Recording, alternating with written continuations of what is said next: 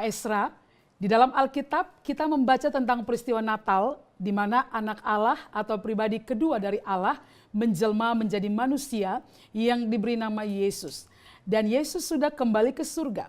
Pertanyaan saya, apakah masih memungkinkan kembali Allah menjelma menjadi manusia seperti zaman dahulu ketika Natal terjadi? Ataukah itu tidak mungkin terjadi lagi?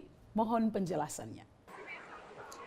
Ya begini saudara-saudara, saudara perlu mengerti mengapa Natal itu terjadi. Mengapa sehingga pribadi kedua dari Tritunggal itu perlu menjelma menjadi manusia. Ini bukan karena Allah kurang kerjaan atau ingin cari hiburan di dunia ini, bukan. Allah menjadi manusia itu karena sebuah kepentingan yang besar yang berkaitan dengan penyelamatan manusia dari dosa atau penebusan manusia dari dosa. Ingat ya, kita semua adalah orang berdosa. Karena kita orang berdosa, maka kita akan dihukum oleh Allah. Kita akan dimurkai oleh Allah. Dan saudara-saudara, karena kita akan dimurkai oleh Allah, kita semua ya akan masuk neraka.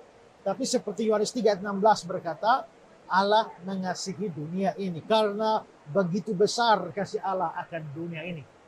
Nah, Allah mengasihi dunia, lalu Allah tidak mau supaya manusia binasa di dalam neraka. Maka Allah mau menyelamatkan manusia. Tapi karena Allah itu adil, dia tidak bisa menyelamatkan manusia begitu saja. Hukumannya terhadap dosa itu harus tetap dilakukan. Dan karena itu maka dibutuhkanlah yang namanya juru selamat. Kalau Allah harus menghukum dosa, dan manusia berdosa itu akhirnya bebas, maka hukuman Allah itu tidak ditujukan kepada orang berdosa, melainkan kepada pihak lain.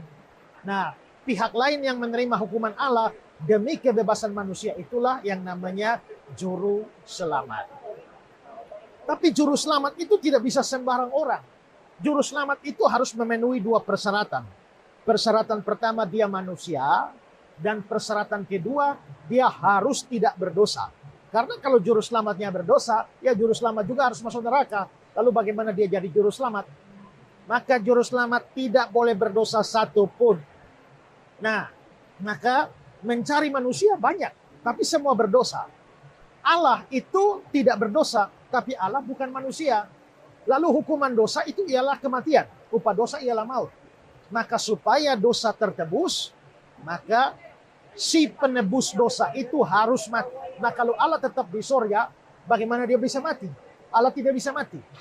Karena itulah demi tersedianya juru selamat yang nantinya bisa mati, maka Allah yang suci itu menjelma menjadi manusia. Begitu dia lahir dari seorang manusia, dia menjadi manusia. Tapi karena dia Allah dan tidak pernah berhenti jadi Allah, maka dia tetap tidak berdosa. Dia suci, maka muncullah satu manusia suci tidak berdosa, yaitu Yesus Kristus. Nah, Yesus Kristuslah juru selamat yang pada akhirnya mati menebus orang berdosa. Makanya kita semua diselamatkan oleh iman kita kepada Sang Juru Selamat itu. Jadi Allah menjelma jadi manusia itu memang punya kepentingan untuk penebusan dosa. Lalu sudah selesai pekerjaannya, dia sudah naik kembali ke surga, duduk di sebelah kanan Allah Bapa dan akan datang kembali ke dunia bukan untuk menebus manusia, menyelamatkan manusia berdosa lagi, tapi untuk menghakimi seluruh orang hidup dan orang mati dan memberikan nasib kekal di surga selamanya atau di neraka selamanya.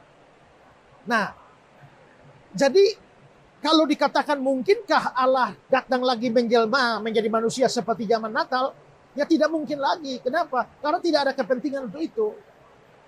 Ini Allah datang ke dunia ini bukan untuk refreshing. Kalau refreshing ya bisa datang kapan saja.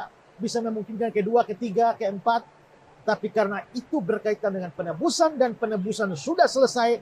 Tidak ada lagi penebusan kedua. Maka tidak ada lagi inkarnasi.